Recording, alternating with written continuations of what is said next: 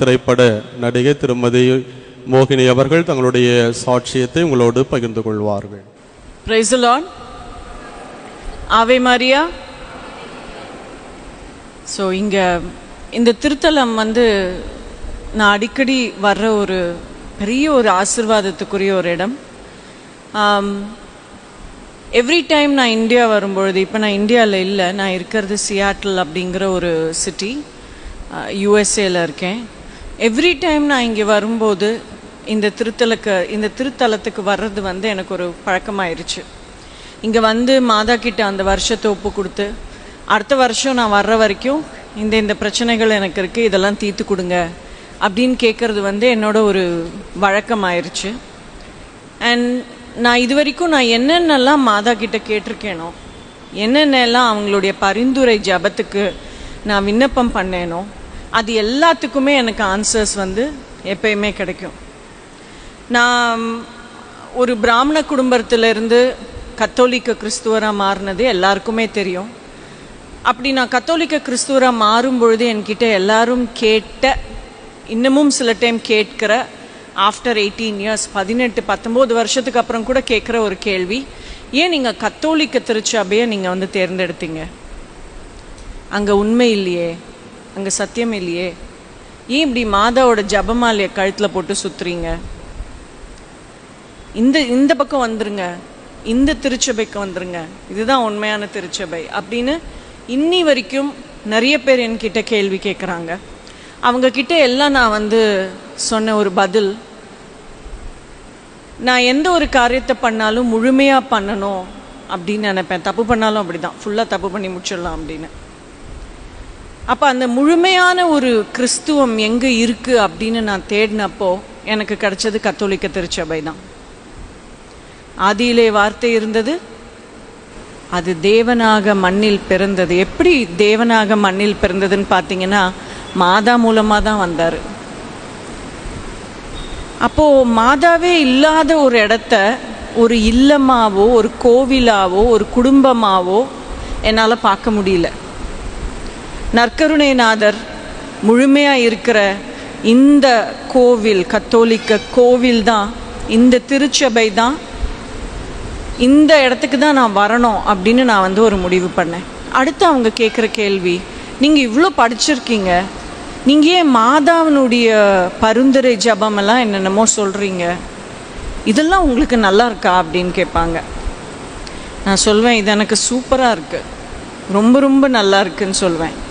அடுத்து அவங்க சொல்லுவாங்க, மாதா இறந்து போனவங்களில் ஒருத்தங்க, அவங்க மூலமாக எதுக்கு நீங்கள் ஜபம் பண்ணுறீங்க அப்படின்னு சொல்லுவாங்க. ஆதியில் நான் உண்மையான கடவுள் எங்கன்னு தேடின பொழுது, உண்மையான கடவுள் யாருன்னு தெரியாத பொழுது எனக்கு அறிமுகப்படுத்தப்பட்டவங்க மதர் மேரி. அவங்கக்கிட்ட நான் கேட்ட ஒவ்வொரு கேள்வியும், நான் போன அந்த சிஎஸ்ஐ சபையிலேருந்து எனக்கு அந்த ஆன்சர் கிடைக்கும்.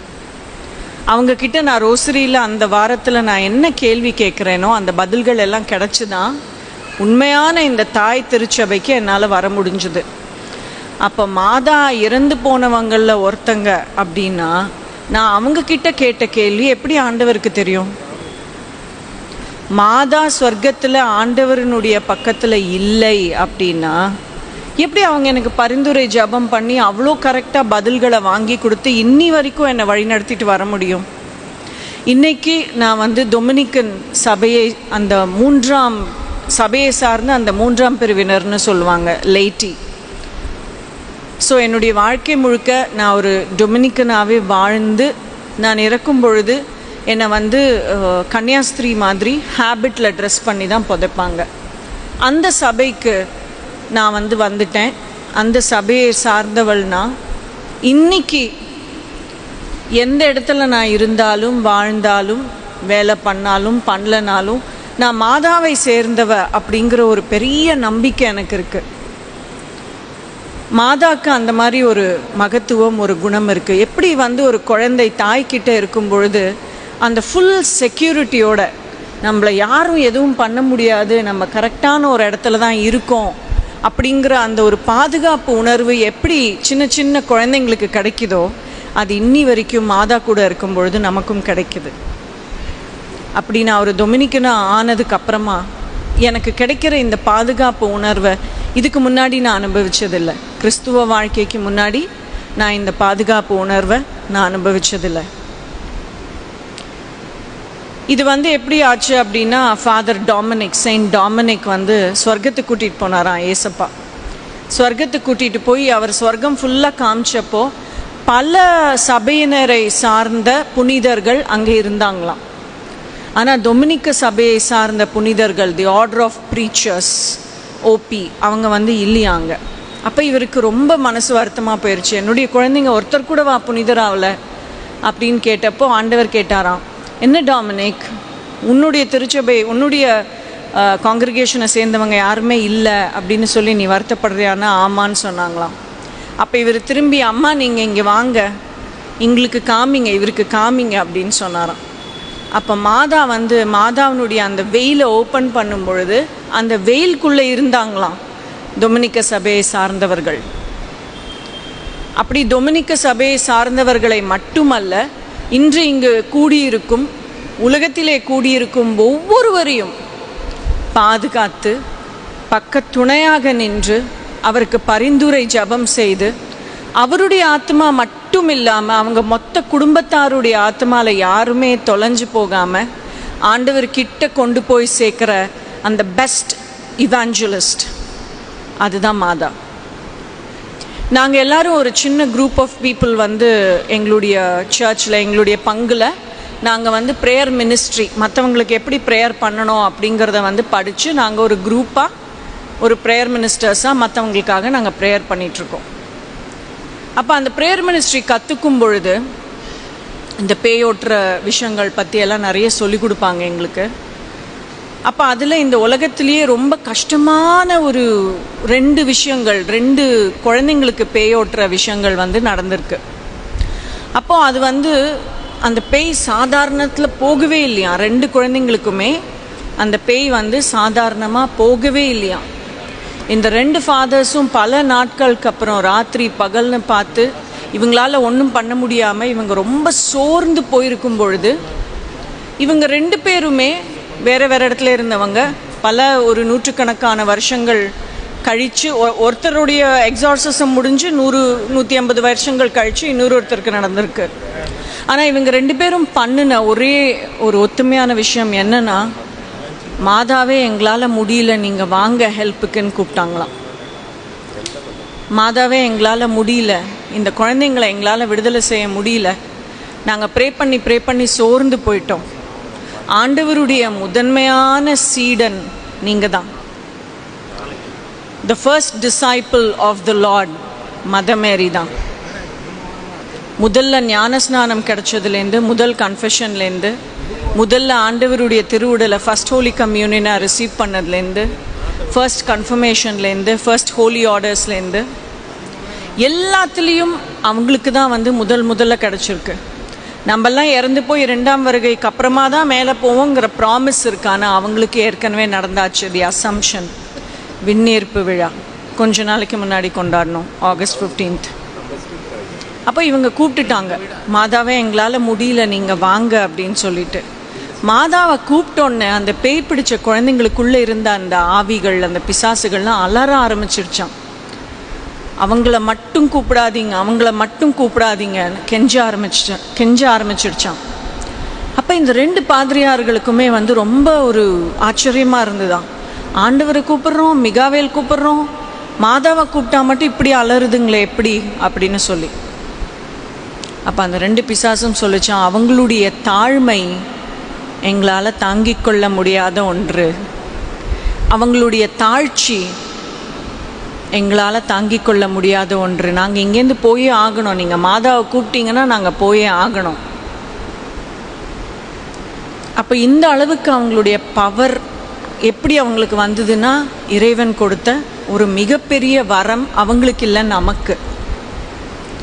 நமக்கு ஆண்டவர் கொடுத்த மிகப்பெரிய வரம் மாதா. அவங்களுடைய தாழ்ச்சி தான் இன்னைக்கு நம்மளுடைய கவசம். அப்போ எங்களுடைய ப்ரேயர் மினிஸ்ட்ரியில் எங்களுக்கு சில பேருக்கு குணம் கிடைக்காத பொழுது, அவங்களுடைய பிரச்சனை தீராத பொழுது நாங்கள் பண்ணுற ஒரு பெரிய விஷயமும் என்னன்னு பார்த்தீங்கன்னா, மாதாவை கூப்பிட்டுடுவோம்.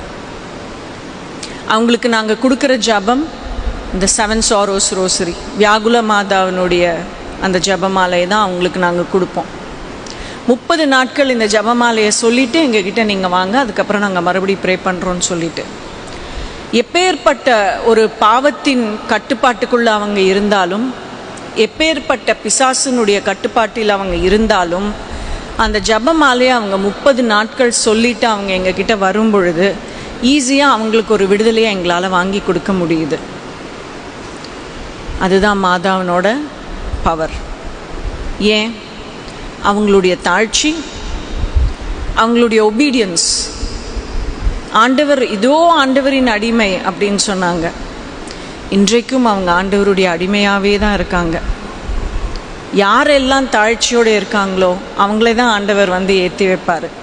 அப்படி பார்க்கும்பொழுது மாதாவை வந்து ஒரு மகாராணியாக ஈஸியாக பார்க்க முடியும். ஆண்டவர் மட்டும் நம்ம ராஜாதி ராஜன்னு சொல்கிறோம், தேவாதி தேவன் அப்படின்னு சொல்கிறோம். அப்படிப்பட்ட கடவுள் அவங்களுடைய அம்மாவுக்கு இப்படி ஒரு மகிமையை கொடுக்காம இருப்பாரா? அப்போ நம்மளுடைய மற்ற சபையை சார்ந்த சகோதர சகோதரிகள் மாதாவை மட்டும் இல்லை தவறாக பேசுறது, ஆண்டவருடைய இரக்கத்தையும் ஆண்டவருடைய கருணையும் ஆண்டவருடைய மகிமையும் தான் தப்பாக பேசுகிறாங்க. மாதாவை தப்பாக பேசுகிற இடத்துல நிற்கிறது கூட பாவம்னு நினைக்கிறேன். மாதாவை தப்பாக பேசுகிற இடத்துல பிசாசு தான் குடியிருக்கும்னு நினைக்கிறேன்.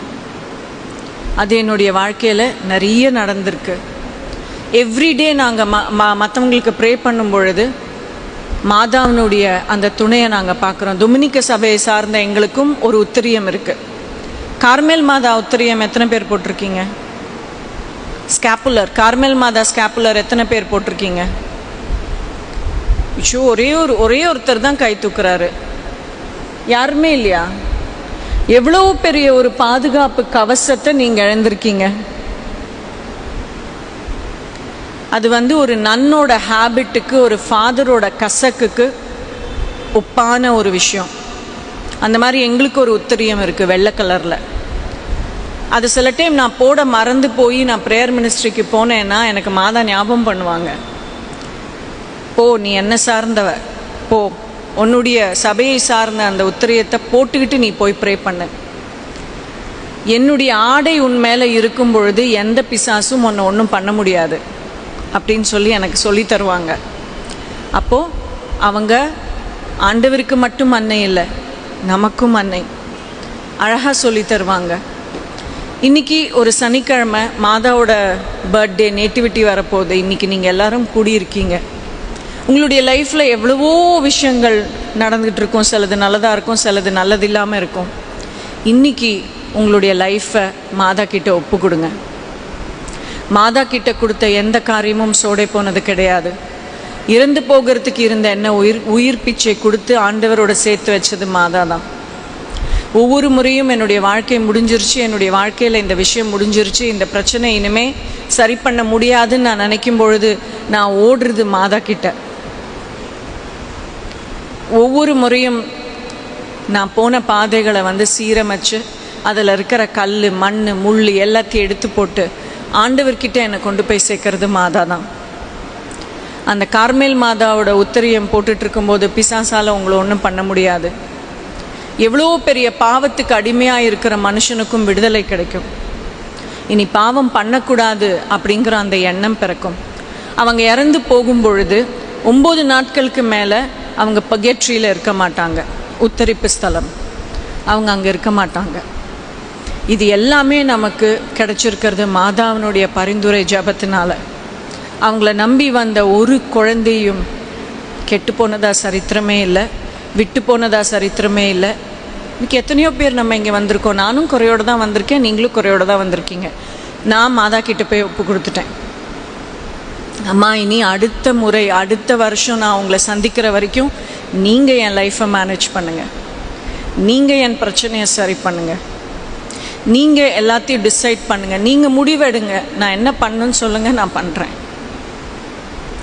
அதே மாதிரி நீங்கள் ஒவ்வொருத்தரும் இன்னைக்கு இப்போ ஒப்பு கொடுங்க. அடுத்த முறை நான் இல்லை சாட்சி, நீங்கள் வந்து சொல்லுவீங்க. Praise the Lord. ஆவே மரியா, ஆவே மரியா, ஆவே மரியா. காஸ்பலில் நியூ டெஸ்டமெண்ட் புதிய ஏற்பாடில் ஹல்லேலூயாக்கு முன்னாடி வர்ற ஒரு விஷயம் வந்து ஆவே மரியா. ஆவே மரியான்னு எந்த இடத்துல நம்ம ஓங்கி சொல்லிக்கிட்டே இருக்கோமோ, எனக்கு ரொம்ப பிரச்சனை ஜாஸ்தி ஆகிடுச்சுன்னா நான் ஜபமாலை எடுத்து ஆவே மரியான்னு 1000 வாட்டி சொல்கிற ஒரு பழக்கத்தை ஒரு சகோதரிக்கிட்டேருந்து நான் கற்றுக்கிட்டேன். போன வருஷம் வரும்பொழுது ப்ரேயரே பண்ண முடியாது, தலைக்கு மேலே பிரச்சனை போயிட்டுருக்கு, டென்ஷன் போயிட்டுருக்குன்னு சொல்லும்போது இந்த வெறும் ஆவே மரியா 1000 வாட்டி சொல்வேன். 20-25 நிமிஷத்துக்கு மேலே ஆகாது. மாதா அங்கே வந்து நின்று எனக்கு ஒவ்வொரு முறையும் உதவி பண்ணுறாங்க, பண்ணியிருக்காங்க, உங்களுக்கும் பண்ணுவாங்க. உங்களுடைய வீடுகளில் ஆவே மரியா உரத்து ஒலிக்கட்டும், பின்னாடியே ஹல்லேலூயா வரும். மாதவா வரவேற்று மாதாக்குரிய இடத்தை நீங்கள் கொடுத்து பாருங்கள். குழந்தை இயேசுவா வந்து உங்களுடைய குலத்தை காக்கிற இயேசுவா ஆண்டவர் வருவார். ஆண்டவரை நம்பினோர் கைவிடப்படார். முதல்ல மாதாவை கூப்பிடுங்க. சுவைத்து பாருங்கள் கர்த்தர் நல்லவர் என்று அப்படிங்கிற அந்த வசனத்துக்கு ஏற்ற மாதிரி நம்மளால் சுவைத்து பார்த்து கர்த்தவர் நல்லவர் என்று இந்த இடத்துக்கு வந்து சாட்சி கூற முடியும். இது ஒரு பெரிய அருமையான பொக்கிஷமான ஒரு இடம். இங்கே வர்றது நான் ஒரு பெரிய ஒரு பேராக நினைக்கிறேன். இது ஒரு தாய் வீடு மாதிரி ஆயிடுச்சு எனக்கு. வில்லியனூர் மாதா பற்றி முன்னாடி எனக்கு தெரியாது, இப்போ தான் ஒரு 4-5 இயர்ஸாக தெரியும். இது ஒரு தாய் வீடு, மறு வீடு மாதிரி ஆயிடுச்சு எனக்கு. ஸோ எனக்கு ஹெல்ப் பண்ணுற இவங்க, என்னை காப்பாற்றுற இவங்க உங்கள் ஒவ்வொருத்தரையும் காப்பாற்றுவாங்க. கட்டியமாக பிடிச்சிக்கோங்க, விடமாட்டேன்னு சொல்லுங்கள். ஏசப்பாவை கைப்பிடிச்சு கூட்டிகிட்டு வருவாங்களோ, காதை திருகி கூட்டிகிட்டு வருவாங்களோ எனக்கு தெரியாது, ஆனால் கூட்டிகிட்டு வருவாங்க. Praise the Lord. Thank you so much. Thank you so much, Father. Thank you so much, Brother Justin. பாரம்பரிய கிறிஸ்தவர்கள் என்று மாறி தட்டி சொல்லிக்கொள்ளக்கூடிய நம்மை விட வெறும் 18 ஆண்டுகள் இந்த ஆண்டவரோடும் அன்னையோடும் ஒருமித்த ஒரு வாழ்க்கையை வாழ்ந்து உயர்வான தன்னுடைய அந்த சாட்சியத்தை நம்மோடு பகிர்ந்து கொண்டிருக்கிறார்கள்.